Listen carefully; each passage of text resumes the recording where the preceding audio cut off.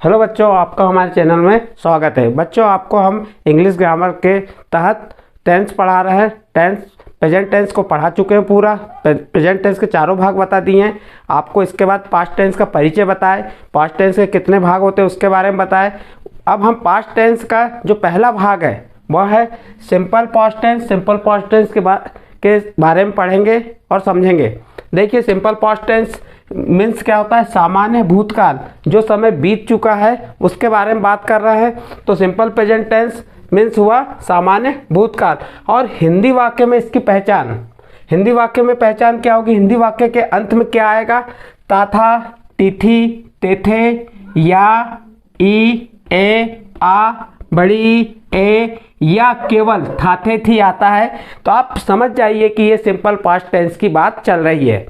तो ये हिंदी वाक्य की पहचान हो गई। फिर से एक बार, ताथा, तिथि, तेथे, या, ई, ए, आ, ई, ए, या केवल था थे थी रहता है। तो आप समझ जाइए कि सिंपल पास्ट टेंस है। अब सिंपल पास्ट टेंस के जो हिंदी वाक्यों को इंग्लिश में बदलना है तो इसलिए उसकी संरचना मालूम होनी चाहिए या स्ट्रक्चर मालूम होना चाहिए। तो उसकी संरचना पहले अफर्मेटिव संरचना लिख लेते हैं। नंबर 1 क्या आएगा? अफर्मेटिव। अफर्मेटिव संरचना होती है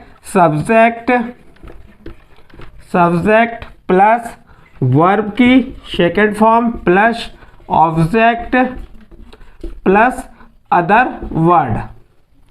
तो अफर्मेटिव सेंटेंस का स्ट्रक्चर क्या हो गया? अफर्मेटिव सेंटेंस का स्ट्रक्चर हो गया सब्जेक्ट प्लस वर्ब की second form plus object plus other word. और इस टेंस की सबसे बड़ी विशेषता यह है सिंपल प्रेजेंट टेंस के अफर्मेटिव की कि इसमें ओनली वर्ब की सेकेंड फॉर्म आती है। सिंपल पास्ट टेंस में इसके अलावा कोई भी टेंसों में वर्ब की सेकेंड फॉर्म नहीं आती, चाहे वो नेगेटिव हो, इंट्रागेटिव हो। सिर्फ किस में आएगी? अफर्मेटिव सेंटेंस में आएगी। किसके? सिंपल पास्ट टेंस के। अब इसका सेकेंड देखिए, नेगेटिव बनाना आपको। तो नेगेटिव कैसे बनेगा इसका? नेगेटिव बनाने के लिए सब्जेक्ट आप लिख दीजिए। सब्जेक्ट लिख दी हमने, प्लस इसमें आ जाएगा डिड नॉट। क्या आ जाएगा? Did not. और वर्ब की सेकेंड फॉर्म फर्स्ट फॉर्म में बदल जाएगी, यानी कि नेगेटिव में कौन सी आएगी? वर्ब की फर्स्ट फॉर्म आएगी plus object plus other word. तो ये किसका? नेगेटिव का स्ट्रक्चर बन गया। सिंपल पास्ट टेंस के वाक्य यदि अफर्मेटिव में है तो उसमें वर्ब की सेकेंड फॉर्म आएगी, और यदि वो नेगेटिव में बदल रहा है तो डिड नॉट लग जाएगा और वर्ब की सेकेंड फॉर्म आ जाएगी। इस प्रकार नेगेटिव स्ट्रक्चर क्या हो गया? Subject plus did not plus verb की first form plus object plus other word. फिर थर्ड देखिए, थर्ड आता है आपका इंट्रागेटिव। कौन सा आएगा? इंट्रागेटिव में क्या होगा? ये जो डिड है आपका हेल्पिंग, वो सब्जेक्ट के पहले आ जाएगा डिड, फिर प्लस सब्जेक्ट प्लस वर्ब की first form plus object plus other word. इस प्रकार से इंट्रागेटिव का स्ट्रक्चर क्या हो गया? इंट्रागेटिव स्ट्रक्चर हो गया did plus subject plus verb की first form plus object plus other word. इसके बाद चौथा देखिए, चौथा है इसका नेगेटिव प्लस इंट्रागेटिव। तो नेगेटिव प्लस इंट्रागेटिव का स्ट्रक्चर क्या होगा? डिड पहले आएगा, फिर सब्जेक्ट आएगा, फिर नॉट आएगा, उसके बाद आपकी वर्ब की फर्स्ट फॉर्म आएगी plus object plus other word. तो ये किसका? इंट्रागेटिव का स्ट्रक्चर बन गया। क्या बन गया इंट्रागेटिव का structure? Did plus subject plus not plus verb की first form plus object plus other word. Negative interrogative का स्ट्रक्चर हो गया। इस प्रकार से मैंने आपको पहचान बताया, इसके स्ट्रक्चर बता दिया। अब इसके कुछ एग्जाम्पल लेंगे हम। जैसे नंबर एक ले लिए, राम स्कूल जाता था। राम स्कूल जाता था। मैंने बताया ताथा, तिथि, तेथे, या, ए, ई, ए, आ, ई, ए, या केवल थाथे थी आते हैं। तो समझ जाइए कि किस टेंस की बात चल रही है? सिंपल पास्ट टेंस की बात चल रही है। अब यहाँ देखिए, इसको हमको बदलना है इंग्लिश में, उसके लिए हमें स्ट्रक्चर मालूम होना चाहिए। स्ट्रक्चर हमने ऊपर लिख दी है। इसका स्ट्रक्चर होता है सब्जेक्ट प्लस वर्ब की सेकेंड फॉर्म प्लस ऑब्जेक्ट। अब सब्जेक्ट पहचानते बनना चाहिए। राम स्कूल जाता था, इसमें सब्जेक्ट क्या हो गया, राम हो गया, स्कूल क्या हो गया, ऑब्जेक्ट हो गया, और जाता क्या हो गई, वर्ब। अब जाता को इंग्लिश में क्या कहते हैं, गो, और गो का सेकेंड फॉर्म क्या आता है, वेंट, और थर्ड फॉर्म गॉन। इस प्रकार से वर्ब के तीन फॉर्म है। फर्स्ट फॉर्म है ये गो, सेकेंड फॉर्म वेंट, और थर्ड फॉर्म गॉन। तो अब इसमें से किस फॉर्म की यूज़ करेंगे, हम वेंट का यूज़ करेंगे। तो अब किस प्रकार से बनाएंगे, देखिए सबसे पहले सब्जेक्ट क्या है, राम। सब्जेक्ट क्या है, राम। वर्ब की सेकेंड फॉर्म वेंट टू, कहाँ जा रहा है वो, स्कूल, तो स्कूल क्या हो गया, ऑब्जेक्ट। इसके बाद आप सेकेंड वाक्य बना सकते हो, वर्षा होती थी, वर्षा होती थी। तिथि आ गया यहाँ पे, तिथि यानी वर्ब, ये सिंपल पास्ट टेंस का वाक्य है। वर्षा होती थी, इसका सब्जेक्ट क्या आएगा, इट, और रेन का सेकंड फॉर्म रैंड, रैंड ही होता है।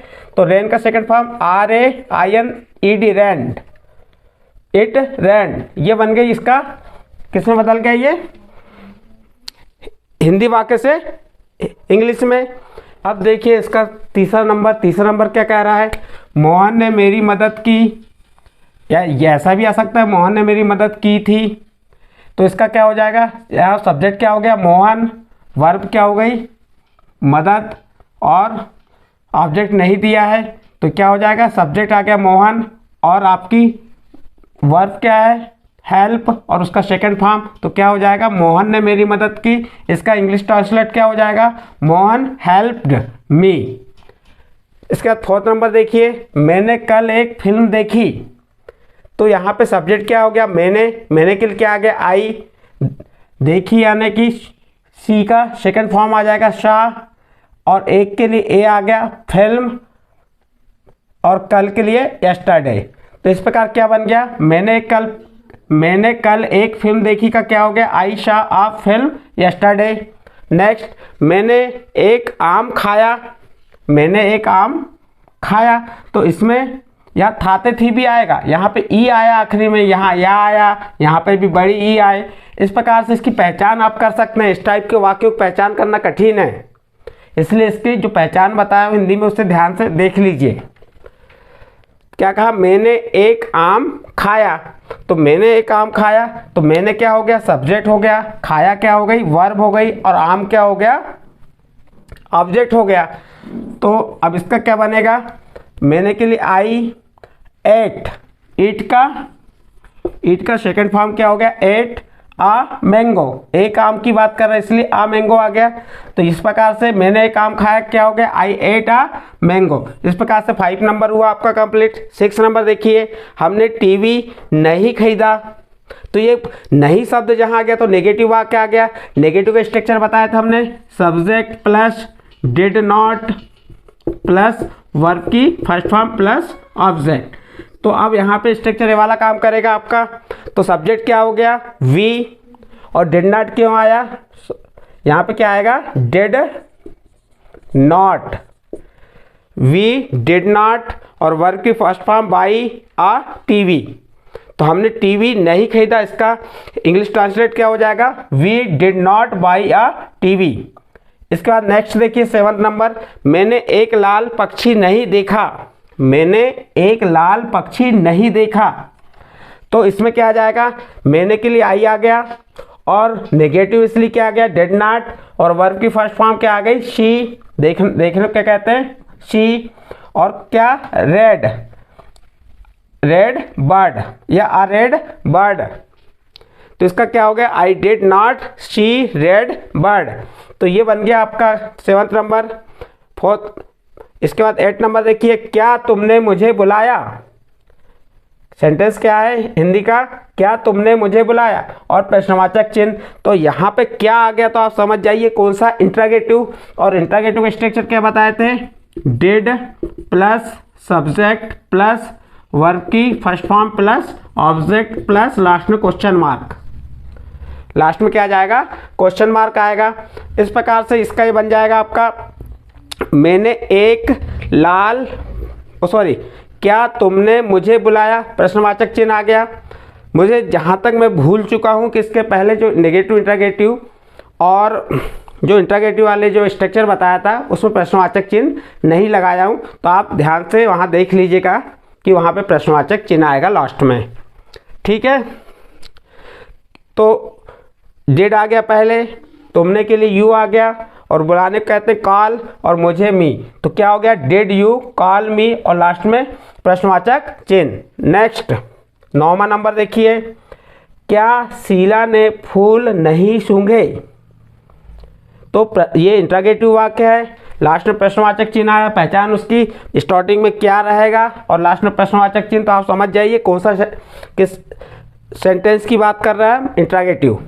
तो उसके डेट पहले आ गया, फिर सब्जेक्ट शीला आ गई, उसके बाद नॉट आ गया, फिर स्मेल, स्मेल है ना सूंघने, क्या कहेंगे, स्मेल फ्लावर्स। तो इस प्रकार से क्या बन गया, did Sheela not smell flowers. तो आपके ये पहला एक अफर्मेटिव टाइप का सेंटेंस बता दिया मैंने, फिर आपको नेगेटिव टाइप के सेंटेंस बता दिया, फिर एक इंट्रागेटिव बता दिया, और फिर नेगेटिव प्लस इंट्रागेटिव बता दिया। इस प्रकार से मैंने आपको सिंपल पास्ट टेंस के बारे में एग्जाम्पल बताया और उसके स्ट्रक्चर बताया और हिंदी में पहचान बताया। अब आने वाले वीडियो में आपको मैं पास्ट कंटिन्यूअस टेंस के बारे में बताऊंगा,